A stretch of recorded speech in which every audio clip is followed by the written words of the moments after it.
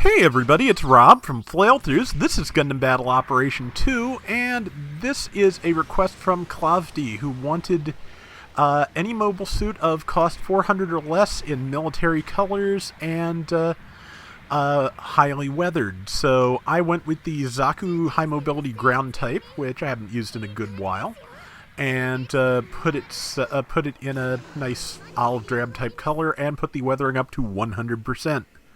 And I think it looks pretty good. Probably should have put some insignia on there, but I wasn't really sure which ones or where to do it, so I skipped out in the end. But I'm using the MMP-80 with grenade launcher, because the other option is the medium weight Zaku machine gun, which is an interesting weapon, but just not as good as the MMP-80 in my opinion. Also, no instant stun abilities like the grenade launcher offers, so that's always a good thing to have. Right now, just tossing grenades, waiting to get in. Another note I should give is that I recorded this on the account. I have the new level 5 attack up parts on my two accounts. On one account, I have melee up, on one ranged up. This is the account that has the melee up, and Zaku Himo Ground has a lot of melee slots. So you're going to be seeing a lot of Heat Hawk action here. Almost got that person, but their teammate was on the ball and managed to get me to pull back, so it'll be another moment or two, if I even get to finish them, because I'm also getting focused a little. Grenade out, did not do it, and think I've got him this time. Yep, there we go.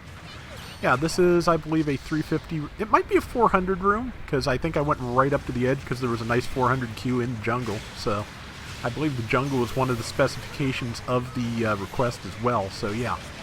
It was a queue that met all my requirements, and so I went with it.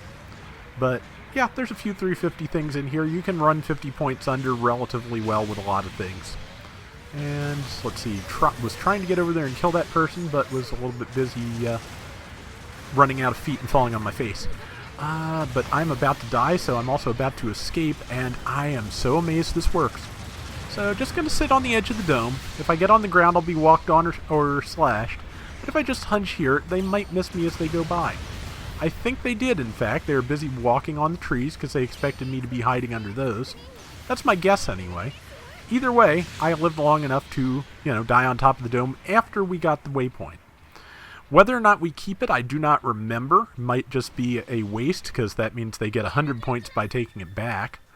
But at the same time, I was stuck there, and I may as well do something productive other than die, so I did. Let's see. I'm figuring out where to come in next. I went here because there seemed to be a grouping of allies here that were fighting, so they are fighting way over there, though, so it's time to bring out the grenades. Himo Zaku's grenades Himo Ground are quite good, so yeah, it's worth using those if you're at a distance. Especially if you've built it for, ranged mod, which I have not, but still, even so, decent damage. I remember it being better than 686, but I believe, is this just a standard gem?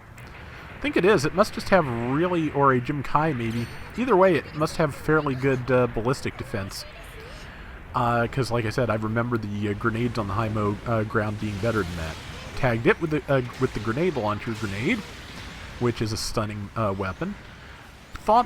And I just messed up there. I thought I could get an angle on the Aqua Gundam, or Gundam Marine type, excuse me, but I didn't have time, and so what I did instead was just kind of block off my ally and not have time to follow up on the Zaku 1 sniper before it got back up. So, just great plans all around.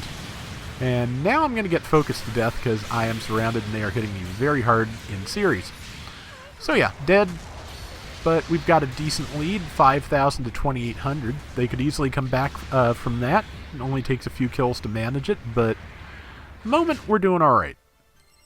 And let's see. Got some support fire available. They did in fact take back point D, and they're trying to get B. But I decided, I was thinking about it, but I thought, no, I better not worry about that too much because I'll just get myself isolated and waste time when I could be reinforcing the team. Rare moment of clarity there. Most times I would go for that because I like fighting over the waypoints like that. I can't tell you why I enjoy it, I just enjoy it. So if I see an opportunity to try and get one back or keep it from being taken, I almost invariably take that. And that's a couple of kills in a quick succession. And let's see, fighting that Marine-type Gundam again. Got a shot in, backed off so our Freak Knock could have a swing. Not a big deal. You know, it's hard to control the spinniness, and so I was spun, and that Gundam is charging. That I assume that player knows that you lose your iframes if you charge, and it was saved by that Zaku 1 sniper behind me.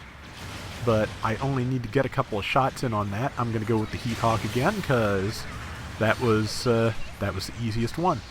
So, again, sometimes the real secret to success is just to not know which weapon does the most damage, but which one can ready up the fastest. Because if you can just get those last few ticks of damage in and make the kill even before you're killed, you're better off than if you had not managed it. So it's one of those things that, one of those aspects that on a good day I can remember and make good use of. On a bad day I don't, but generally you're going to see the stuff I record on a good day, because why would I run the stuff I do on a bad day unless I have just blundered into an acceptable round with something and that I've been working on forever and just don't want to risk not ever getting another one. Let's see, getting some shots in there. Our Hygog is almost on that person. They got countered though. Can they do it twice? They cannot. So they're on the floor. And I see someone coming up behind us, so I need to watch out. Hopefully I'm aware of that while I'm playing. I'm certainly aware of it while I'm narrating. Yep, I was aware. I think you saw me just kind of weave around a couple of those shots. And we've got 58 seconds left. We have got a huge lead, so it's not a big deal. Or rather, I think 3,000 points in a 400 room is a pretty huge lead at these costs. Now that it's closer to a 4,000 point lead, I stand by this statement. And 40-some seconds left. I am going to try and hunt down this gym, which I think it's a Gym Kai? Not 100% sure. If I can see the backpack, I can tell you. That is still not sure, actually, because I can't get a good look at it because of the bazooka.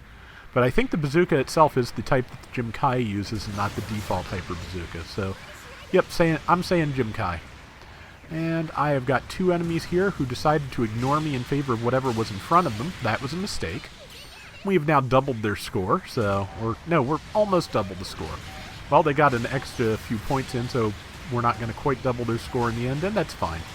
And got that last kill, so yeah, not quite double, but I'd say that went fairly well. And yeah, I'm saying sorry too, because I'm pretty sure I bonked some people when I was getting that last kill. But yeah, I think that was a pretty good round. We'll see the final stats here. I was top everything except assists, which, as greedy as I was with the kills, doesn't surprise me. 3,500 points, about a third of the score, and 80,000 damage. It's pretty good.